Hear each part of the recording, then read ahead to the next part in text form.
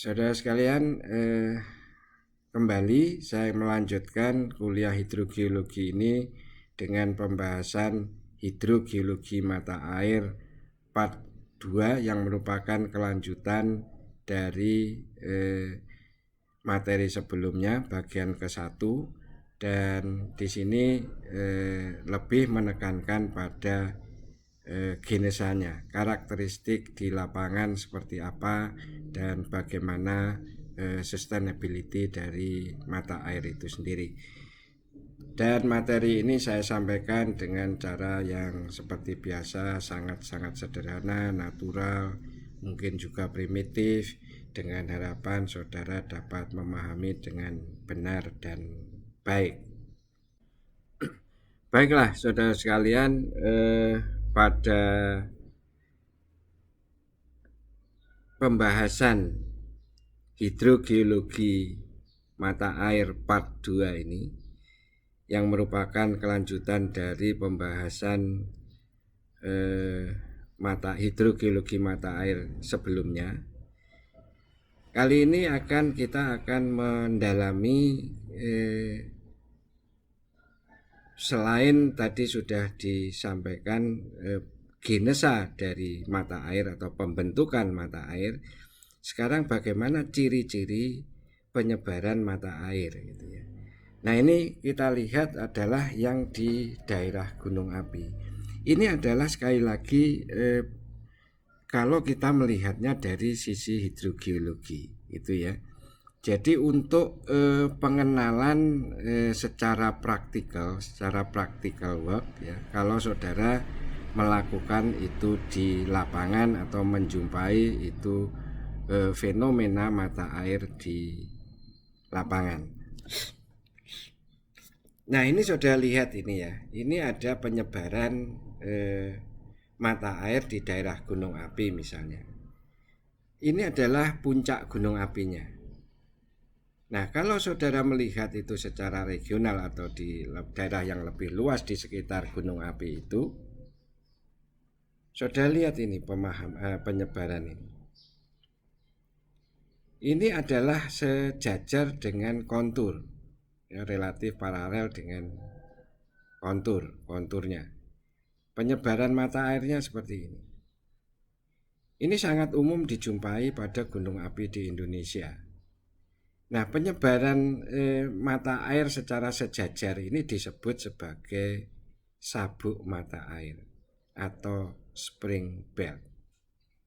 Ya, jadi ini adalah mata airnya, kemudian membentuk belt-belt begini. Ini pada tekuan tertentu.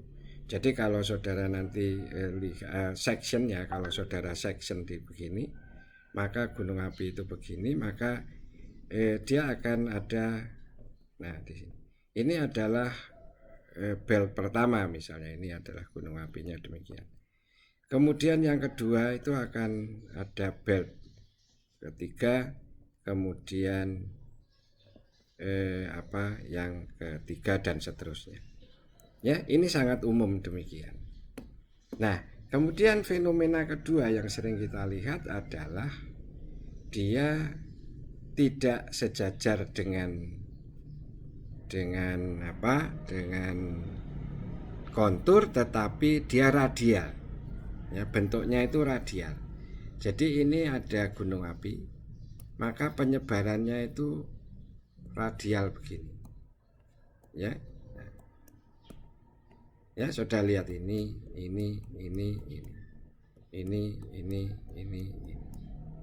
Ini adalah radial spring. Kalau tadi adalah spring belt, ya. Jadi ada spring belt atau belt spring, ya. Jadi satunya sejajar, satunya radial. Nah, bagaimana kalau kita lihat itu secara hidrogeologi? Ini kita lihat pada gunung api composite volcano. Ini saya ambil dari gambar di sebuah textbook, kemudian saya plotkan ini. Yang merah itu adalah spring belt. Ya, spring belt.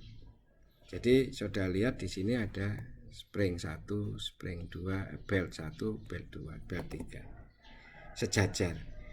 Nah, apa tinjauannya?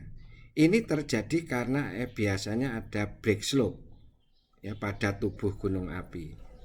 Jadi pada tubuh gunung api itu ada break slope sehingga mata air tanah ini kepotong. Dan umumnya mata air ini berasal dari akuifer atau batuan yang berbeda-beda. Artinya berbeda-beda itu adalah dalam satu belt ini dan belt ini berbeda. Ya, tidak dari akuifer yang sama. Ya, karena ini kalau saudara ini adalah stratovolcano demikian. Ini adalah lapisan-lapisan atau produk gunung api di sini. Produk gunung api berikutnya, ketiga dan keempat dan seterusnya, semakin ke atas tentunya semakin mudah ya ke arah sini. Nah, ini akan berasal dari batuan yang berbeda. Air tanah asalnya itu berbeda-beda. Ya, akan berbeda air tanah di sini dan sini mungkin berbeda asalnya. Sehingga apa? Kuantitas dan kualitasnya itu bervariasi di sini mata air A, B, C, D itu berbeda-beda, bervariasi. Karakteristik mata airnya pun juga berbeda-beda. Dan ini lebih dikontrol oleh morfologi tadi, break slope tadi. Jadi kalau saudara menemui itu maka umumnya akan demikian. Ya. Batuannya berbeda, maksudnya macam jenis batuannya berbeda, asalnya berbeda, kuantitas kualitas bervariasi, karakteristik akuifernya juga berbeda. Nah, sekarang bagaimana dengan penyebaran radial ini? Radial ini terjadi karena ada pemotong topografi pada akuifer yang sama. Jadi ini, nah ini. Ya. Jadi kalau saya lihat maka di sini ada 1, nanti di sana ada 2, di sana lagi ada 3, demikian radial. Maka ini batuan akuifernya biasanya sama. Lebih dikontrol oleh kondisi geologinya, lebih dikontrol oleh produknya, dikontrol oleh produk gunung apinya di sini. Dalam satu periode pembentukan yang sama. Asal akuifer asal air tanah tentunya juga sama. Karakteristik mata air juga relatif sama. Kuantitas dan kualitas biasanya relatif sama gitu ya. Karena memang berasal dari akuifer yang sama, batuan yang sama, dikontrol oleh kondisi geologi yang sama. Ya, ini saya sudah membuktikan ini dalam beberapa. Jadi ini sebenarnya gambaran secara umum ya. Apakah selalu demikian? Tentunya tidak. Tetapi kita kita punya hipotesis dulu sebelum kita melakukan karakterisasi mata air.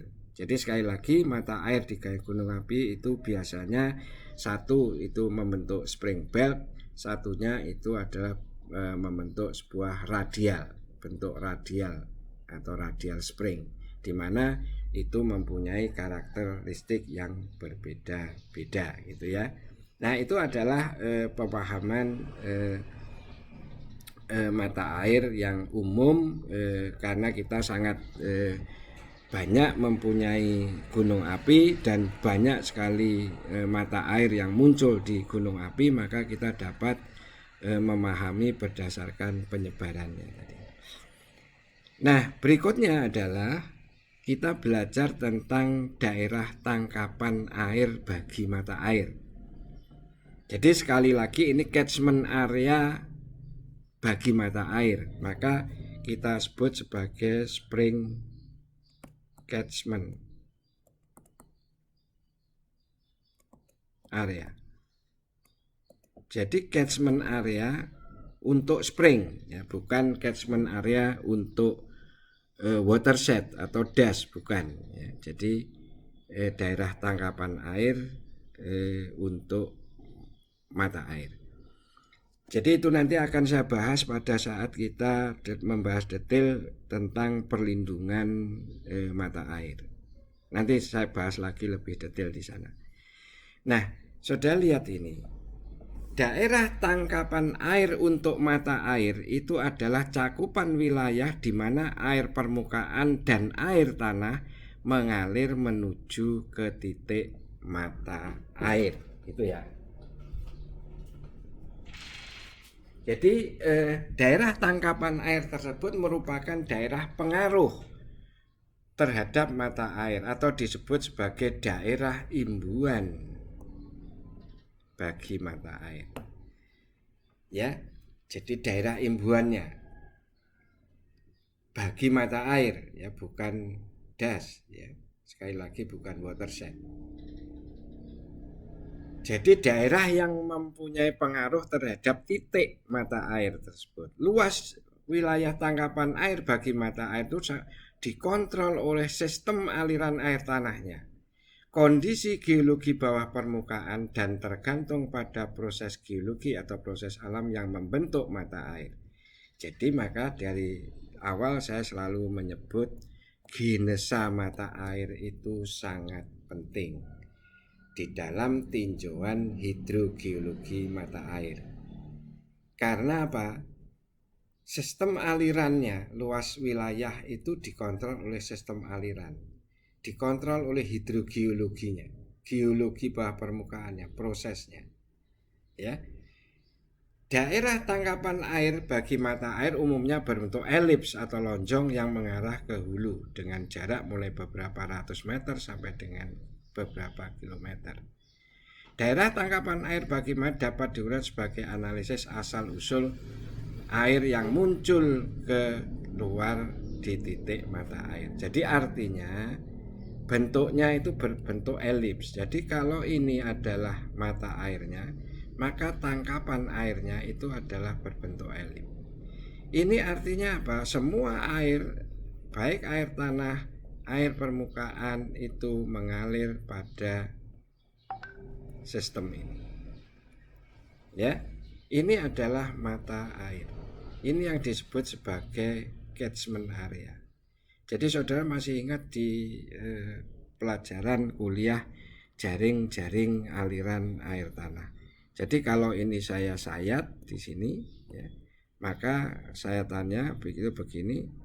Ini mata airnya itu adalah begini, apa, muka air tanahnya, kemudian ini springnya, ya.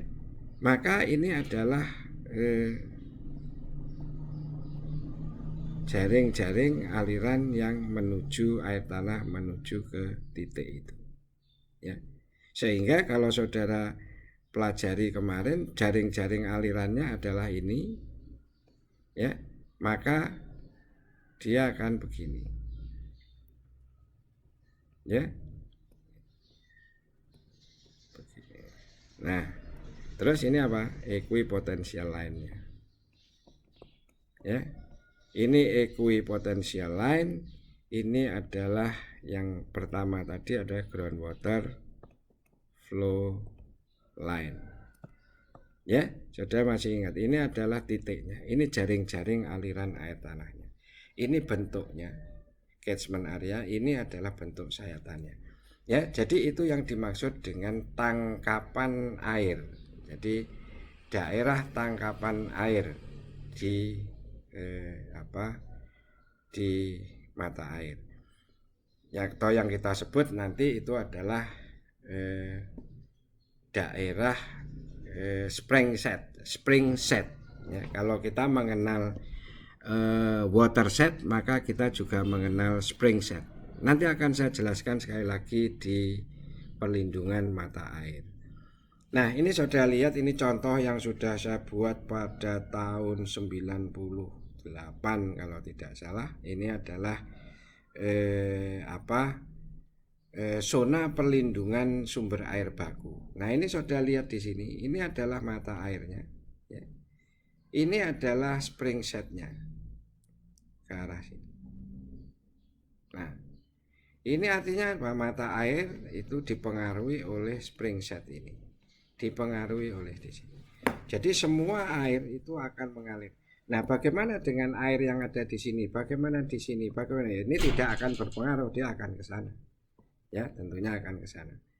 Nah, di sini mungkin akan ke sana, dia akan ke sana. Jadi tidak berpengaruh terhadap titik mata air ini. Ya, ini contoh yang saya buat di mata air Bangket Bayan di Kabupaten Lombok Barat. ya di Lombard. Ini sudah tahun 98-an gitu ya. Nah, kemudian ini contoh lagi, ini perlindungan di mata air Bayan. Ya, misalnya ini saya besarkan sedikit gitu ya. Ini adalah mata airnya. Ini adalah mata airnya. Maka spring setnya ini adalah ini. Bentuk elip ke arah hulu tadi. Ya, air yang di sini tidak berpengaruh karena mungkin dia akan ke sana, dia akan ke sana, dia ke sini akan ke sana. Yang di sini mungkin akan ke sana. Jadi tidak berpengaruh terhadap ini.